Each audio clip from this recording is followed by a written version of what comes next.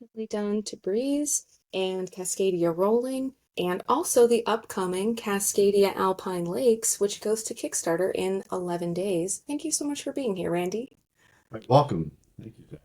You are so welcome. I will open with the question that started all this podcast, which is, what is the most joyful thing about making games for you?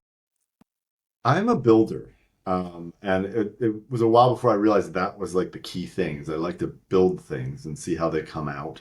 Um, and so I think that's what happened was I became a software engineer and built software systems. And when started playing games regularly with my family, my brain eventually went, wait a minute, this is a system. You can build systems. That sounds fun. Actually build something that my family could play. So that's what led to me getting into game design. And I enjoy both the building aspect, which a lot of times is me alone, as well as the social aspect of seeing people play the game, giving feedback, figuring out what works, figure out what doesn't. I enjoy the process quite a bit. What game were you playing when you were like, oh, wait, this is a system? That's a good question.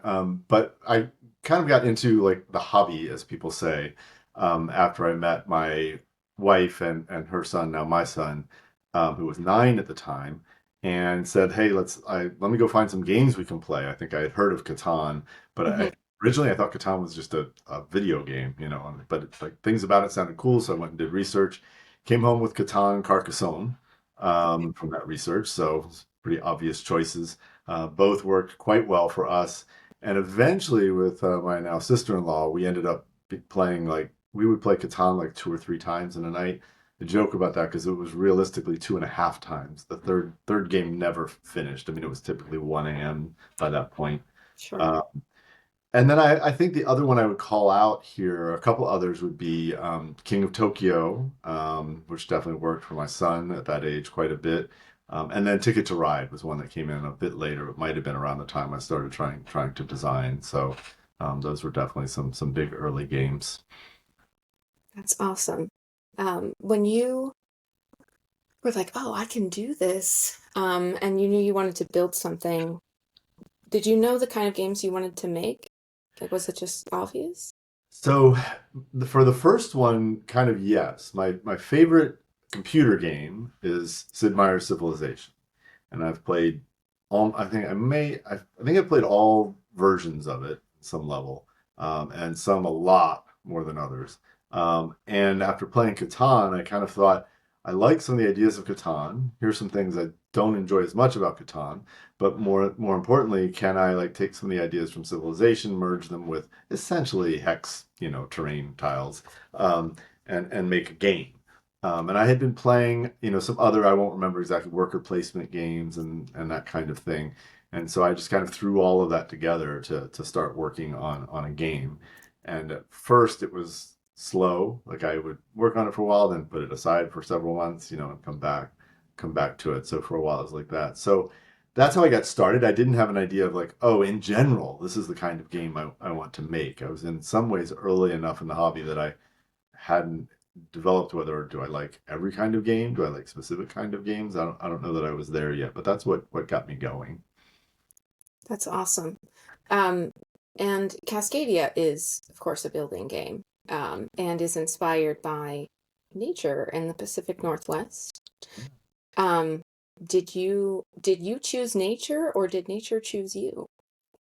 A little of both.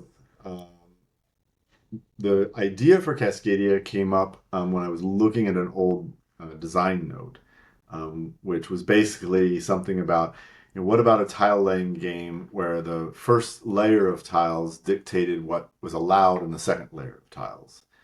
And then it kind of said this could be a game about city building. It could be a game about uh, nature or something like that. On and maybe one other idea. And that was I mean the note wasn't much more than that. Um, and so after that vacation, I got home and I started working on it right away. And I just decided to go with the nature idea, and partly because I didn't have to think about whether it made sense for the mechanics. Just kind of like, oh yeah, here we go. We put animals and plants on top of terrain. Okay, that works. And at first it was animals and plants for not for long, but so yeah, it kind of very naturally after working on it for a bit was like, oh yeah, that was the right choice. That was the right choice. I get to focus on the abstract nature of this, and build it out. And at that time, it wasn't Pacific Northwest though. It was just nature. I mean, it had alligators, and the salmon were just fish. I think it had bears from the start. Always loved bears. And I had cougars at one point, which is a Pacific Northwest thing. But the fifth animal was actually gorillas. Like that was, I was just like throwing whatever into the mix. Gorillas eventually became foxes when we did decide to make it about the Pacific Northwest. So, Oh, wow. Secret gorillas. That's excellent. yeah, just you never look at those foxes the same again. Yeah. Like anything could be a gorilla, really. That's awesome. So, okay. And it seems like you are literally cascading new versions of Cascadia. Is there something that you want different folks to access in different versions of that game? Um, I guess is my question. It's interesting there. I think it comes at it from two different angles. The first one, you asked before we started about rolling up roses. Yeah, Um, and I I did. told you, well, that became Cascadia Rolling. And essentially, I designed this game Rolling Up Roses. Started off about random symbols, to be honest, and then went with the florist kind of route. And that's where Rolling Up Roses came. It had 5 flowers and 5 tools and all of this. Um, and then at a certain point, Sean from Flat Out Games they wanted to do Rolling Up Roses, but they just couldn't. There were a bunch of things that didn't work for them at the time. They couldn't quite figure out how to make it work. And then he messages me one day. I think I know how to make Rolling Up Roses into a Cascadia game. And like he only said like 1 or 2 sentences, and it like clicked with me as well. It's like there's five. Like oh yeah, and so we basically just did a big shift on the theme. So this is a case where we essentially took advantage of the popularity of Sure. Cascadia to say, hey, let's make this game we all think is really good, and let's theme it this way and put it in the line so that it gets in front of people. Um, and so that was less about like, what am I trying to do with Cascadia, like the game and the mechanics itself, and more about taking advantage of it, to produce this game that was honestly one of the games that at conventions when I had people play tested, it was one of the like favorites. Like, I never had a bad experience with people playing it. So yeah. Awesome. But the other side of that is pushing things forward, right? So when we went to make Cascadia Junior, a big part of that was Cosmos in Germany. Kids games are actually much more popular there and always a key part of their lines. And so they express interest in a number of different ways for us to take, the lines and we listen to that and figure out what makes sense. And so then talking with Flat Out, they're like they really wanted to do it as well.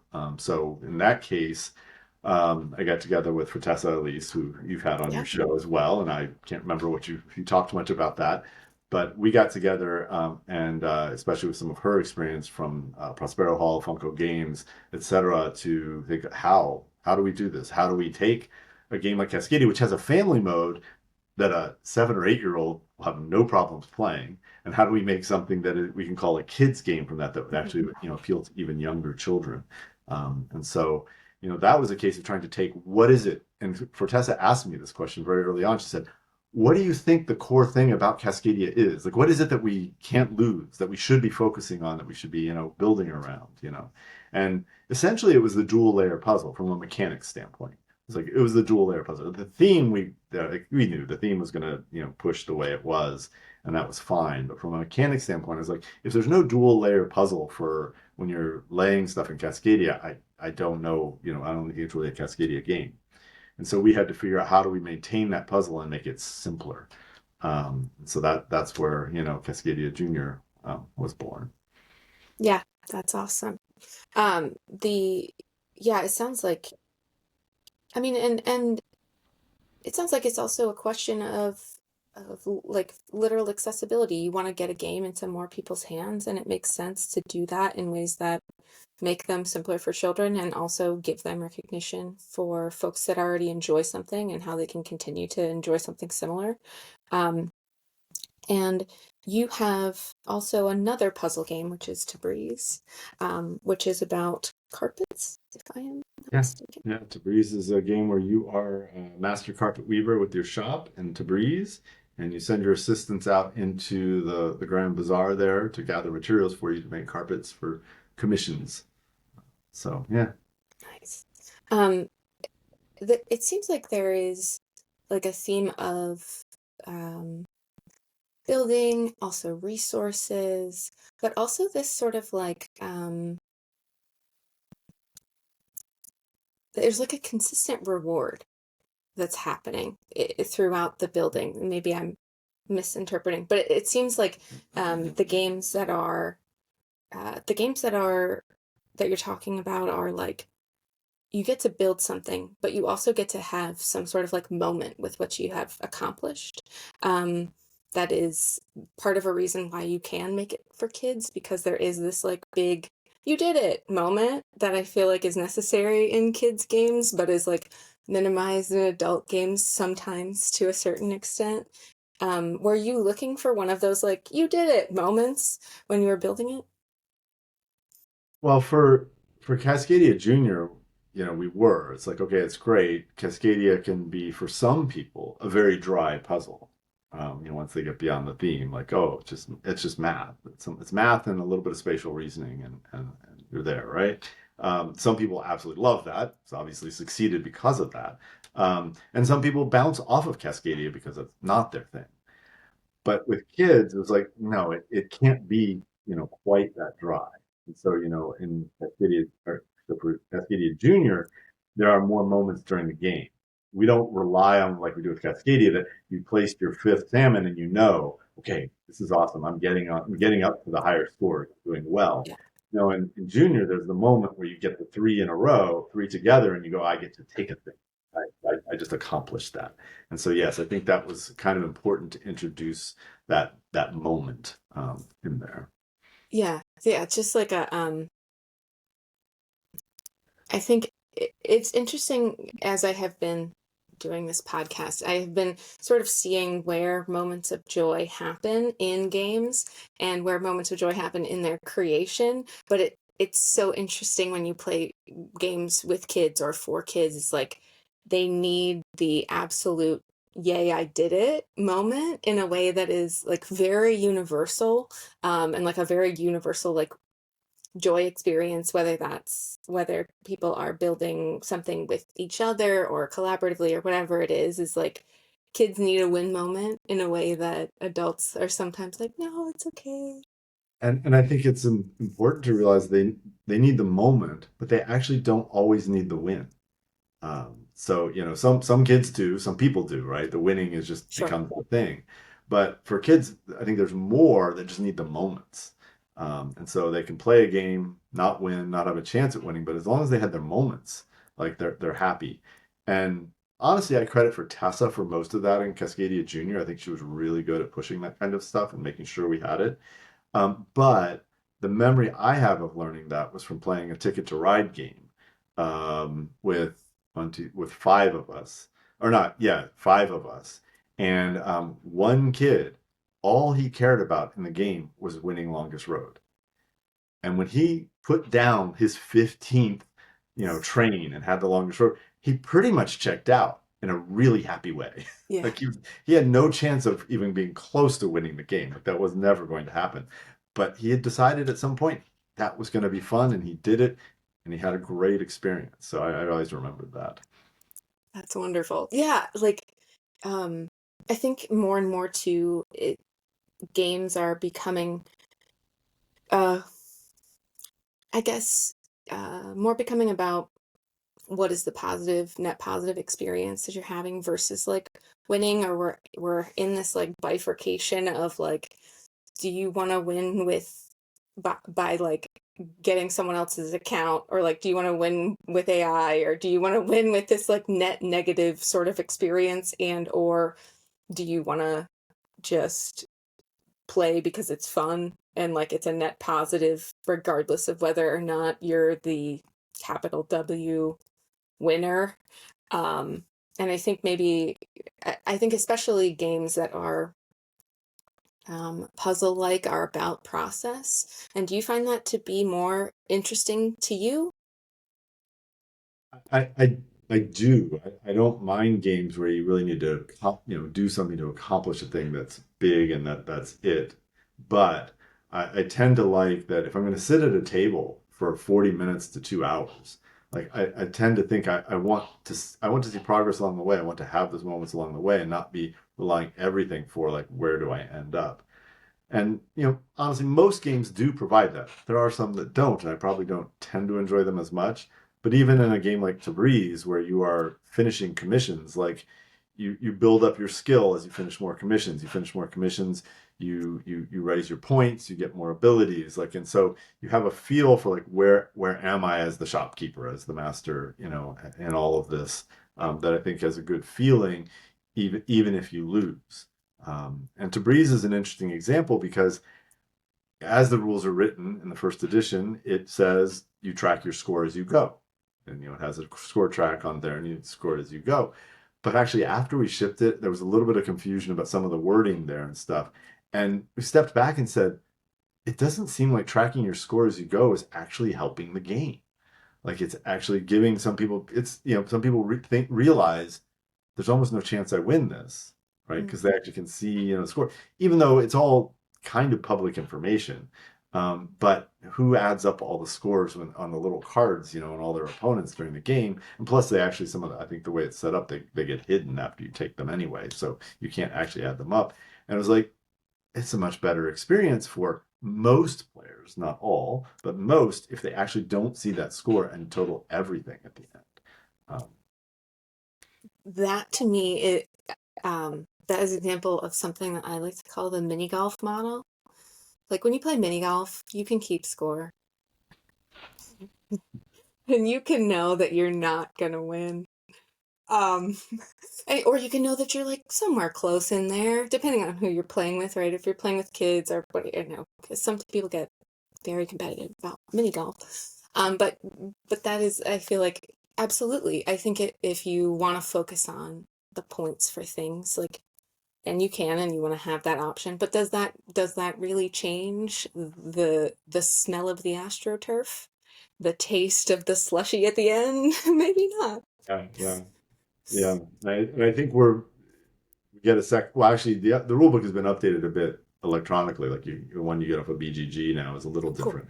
But if we get around to a second printing, I'm pretty sure we're going to flip that around and give the default as, scoring at the end, and then probably have a little paragraph about if you want to add your points every time you complete a commission, you can do that, and then probably double check them at the end, like any game. Like it's my Sure. job, Ticket to Ride, is to double check that we got the first part right. Um, because of exactly that. And that's interesting, the mini golf example, because I played a lot of golf as a kid Mhm. up and through about halfway through high school. I played a lot, and it's interesting because in golf you can be competing against yourself, you can be competing against someone on the course with you. You can be competing against a number because that's why we have the number called par, right? It's Yeah, something that's supposed to absolutely. be, and everyone's relationship to all of those things is different. And it can even be different on different outings. I Hmm. could go play with someone I'm really competitive with, and we both enjoy being competitive with it, and it's great. Or I could go play with someone for whom, look, they're going to destroy me, or the other way around. Like that just isn't even a factor, but I'm still enjoying it. Maybe I'm just tracking my overall score. Maybe I'm looking for like getting some great birdies, on holes, that I normally don't score well on. So there's all different ways you can kind of get that enjoyment out of it. And equally as many ways to get so frustrated that you do stupid things. So, Yeah, I played golf in high school as well, oh actually, yeah, which is why I brought up the mini golf you go. example. But yes, it's. I mean, and I think that is an interesting thing about puzzle games too. Is it's a mental game, as golf is a mental game. Is you can play yourself. I mean, you can play someone in golf who you know is going to absolutely destroy you, but have the best time because it's the best you've ever played. Um, and I think playing puzzle games with people of different skill levels is sometimes it's like that. Like for instance, if you want to make the longest train run, then you do, and that's great. That's perfect. And I think more so with puzzle games that I have played versus with or just generally games that end up going on, I think, inside your head, because sometimes like role-playing games happen just like very externally.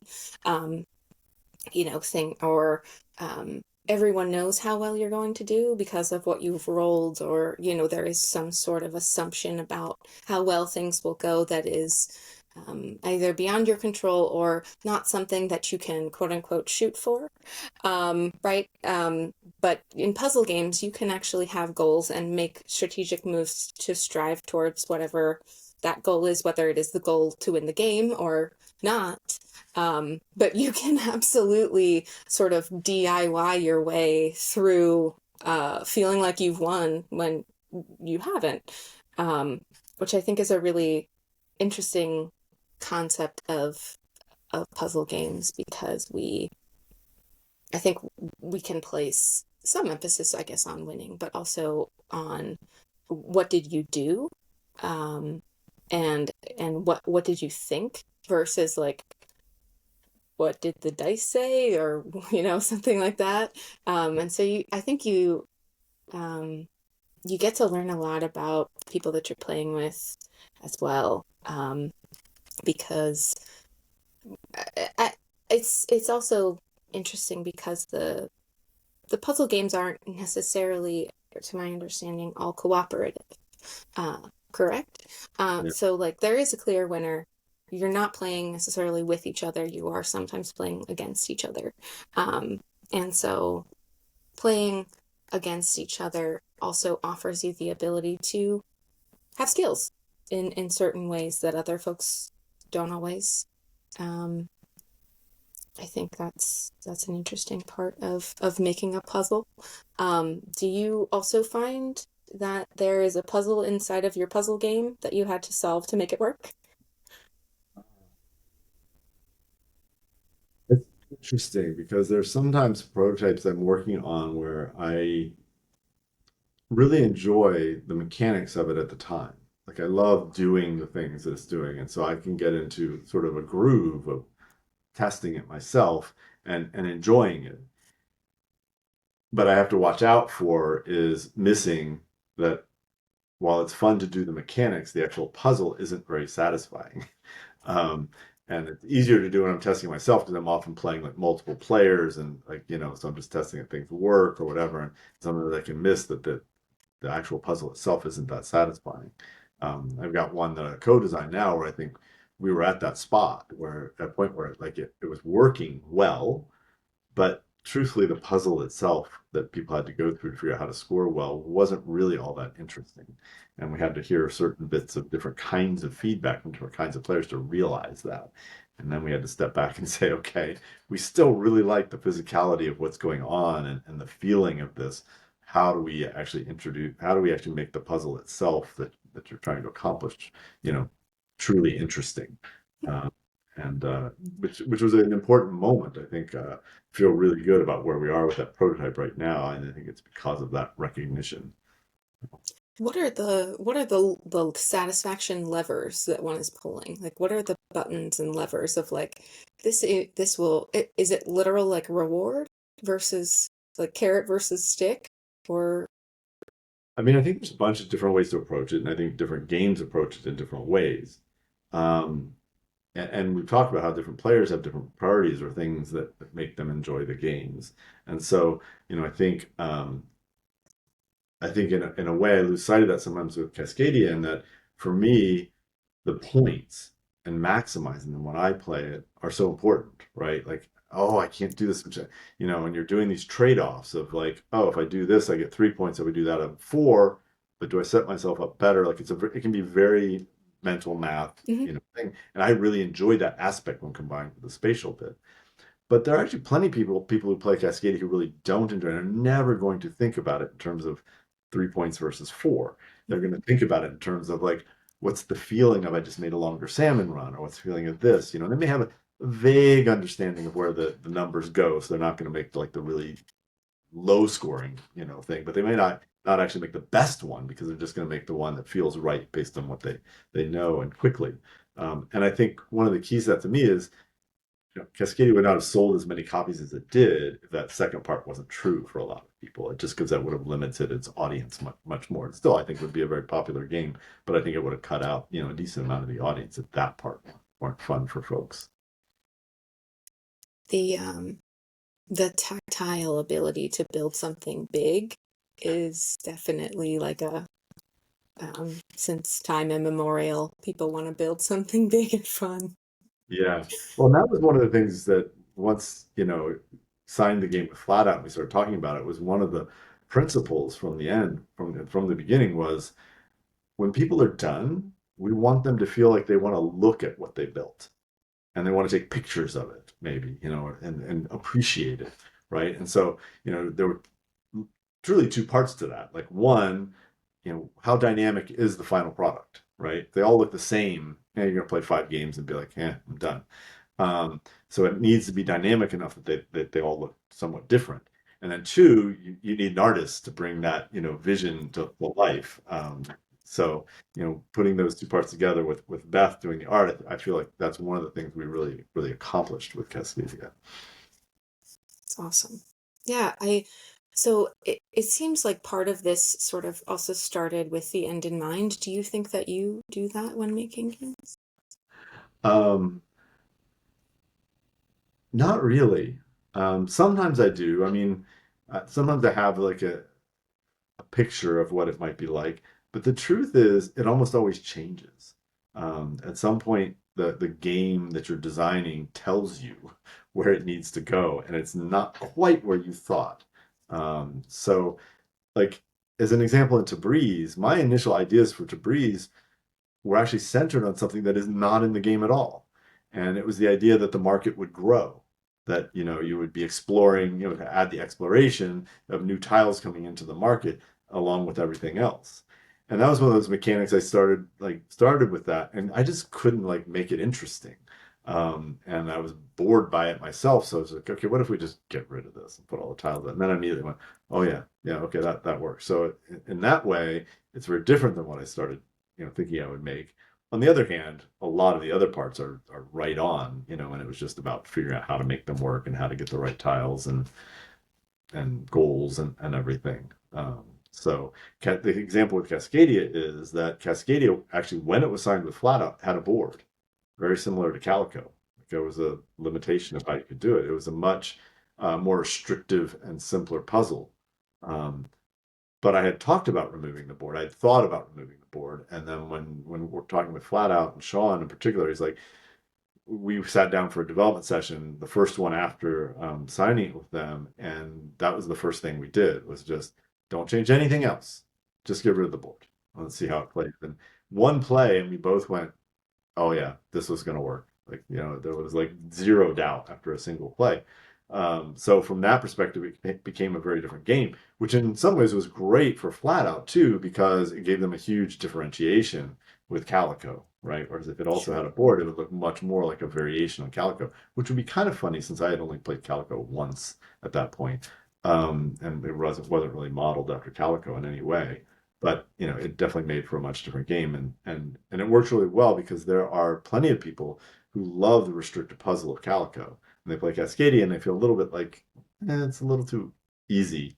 It's not actually easy to score, but it's easy to make plays. And there are other people who Calico drives nuts. It's like it's insane to them that they get restricted and they can only do certain things, and they got all of this, and that's again different play styles. So it leads to I'm one of these players that I'm really happy in either of those situations, and I know quite a few people are, but I know some that are very much like I will play Calico anytime, Cascadia only if I have to for other people, and plenty of people are in the reverse. It's like yeah, I play Cascadia, but man, I don't want to play Calico unless I really have to because it kills my brain. Have you ever been in a situation where you were like, I want to play this game that doesn't exist. I have to make it. Yes, but they're always like variations in a way. They're based on things I've seen and be like, oh, this game comes with like as an example, this game I love and it has a board and like all of this, but I would kind of love if it didn't have a board. If like, it was more like, two new tiles come in and it grows kind of like the Tabriz thing, and so what if I take a few of those ideas and add that in? as an example. Um, it's kind of funny. The Alpine Lakes, the one that's going to Kickstarter in 11 days, um, it for about I don't really know how long, but I'm guessing maybe a year. I was just trying to figure out how to make different sized tiles stack on top of each other and be fun. And I had a whole bunch of different variations. And I kept running into walls. It just like wasn't working. You know, there were cool parts about it. I'm like, oh, I like how this looks, or I like, you know, some of the choices I'm making, but I couldn't really come up to the point where I was like, this is a good game. And that one, it was like I suddenly said, well, what if I just step back and say, what if I try to make a Cascadia game out of these things I'm doing? And said that will give me like more of a guidance in which way to go. And so in this case, you could say I wanted to make a tile stacking game, um, and you know couldn't figure it out in like a green field, you know, making whatever I want. But as soon as I went, what if it's Cascadia? Like it was like it started to click. Like, you know, it took a few things, but it started to click. And at that point, actually, the Alpine Lakes core design came along very quickly.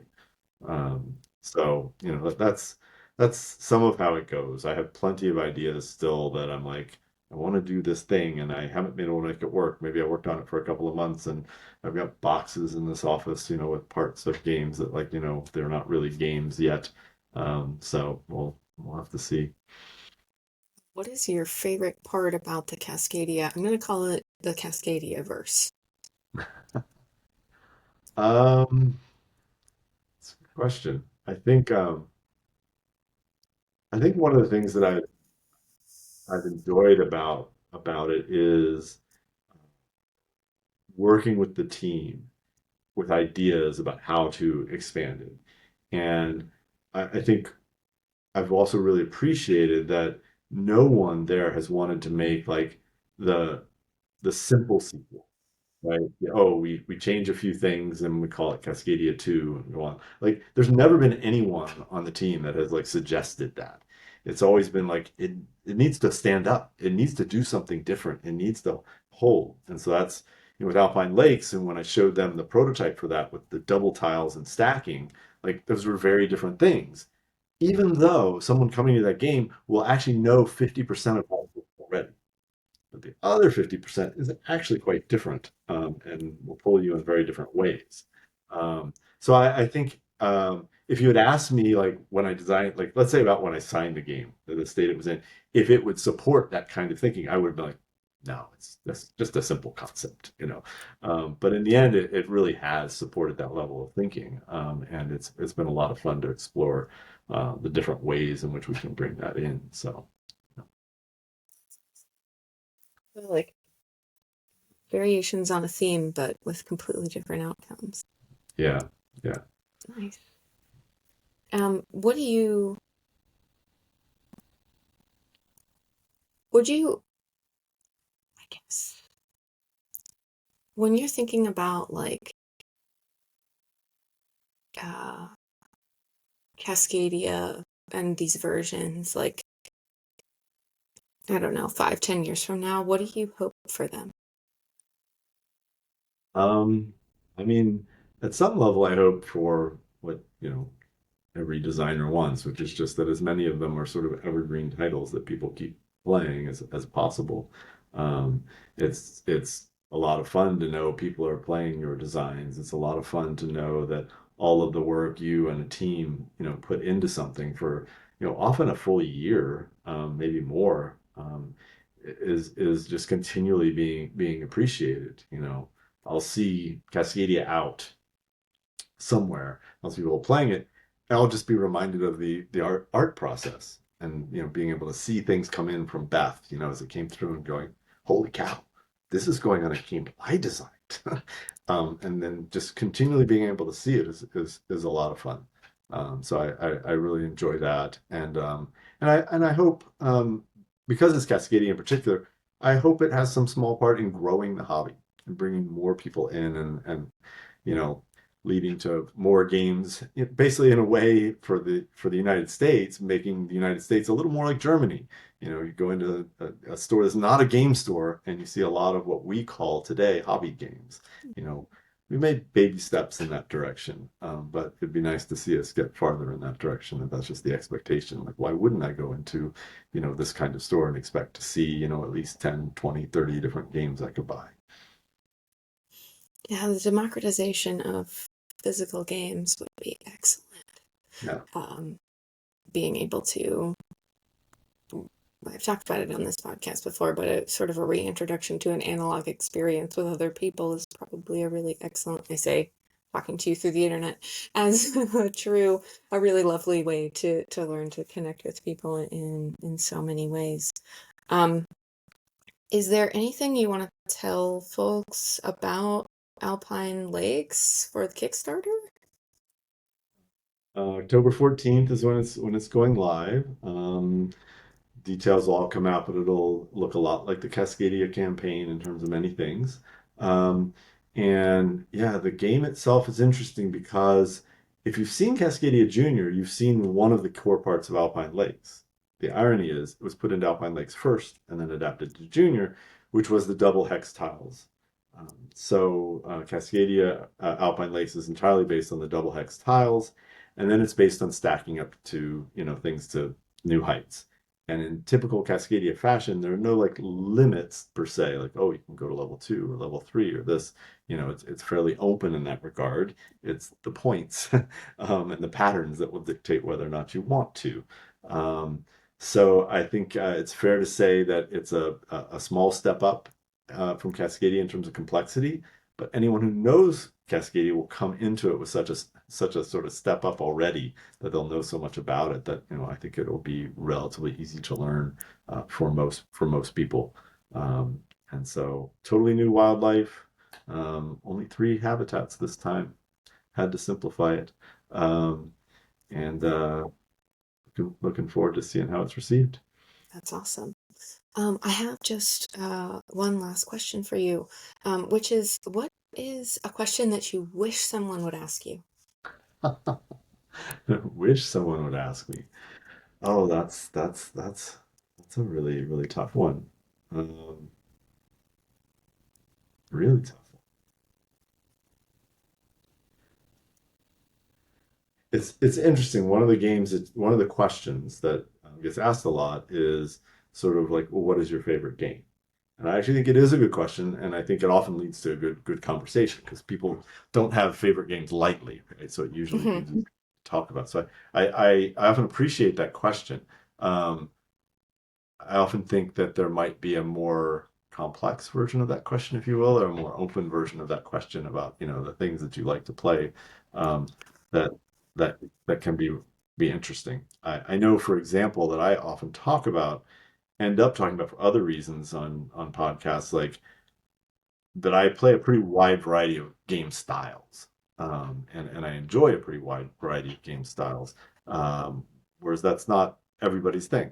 A lot of people, it's like these are the two kind of games I generally like. Everything else is not, which is a perfectly reasonable thing. But I tend to play a lot of different ones. That said, I do have my favorites and the ones that, while I like to play them, like it's got to be the right scenario. Like for example, just anything that might be categorized as a party game. One, I'm a little more picky about party games than I am about, say, Euros. Um, and I don't want to play them as often. Like, if I'm playing multiple of them every week, I'm probably not playing as many games as I really, truly enjoy. But I do actually really enjoy, a good party game when it fits within, like, the areas that I like, which is, I said, more limited. It's awesome. Yes, I think playing more games, period. Excellent. Having more favorite things, amazing. Um, Letting yourself have favorite things. We should all have favorite things. Well, thank you so much, Randy. I appreciate it so much. Thank you for your time and for talking to me about all of your wonderful games. And thank you so much, folks, for listening. And until next time, I'm Jackie Harris. This has been Randy Flynn, and I hope the joy sticks. Thanks. Thank you.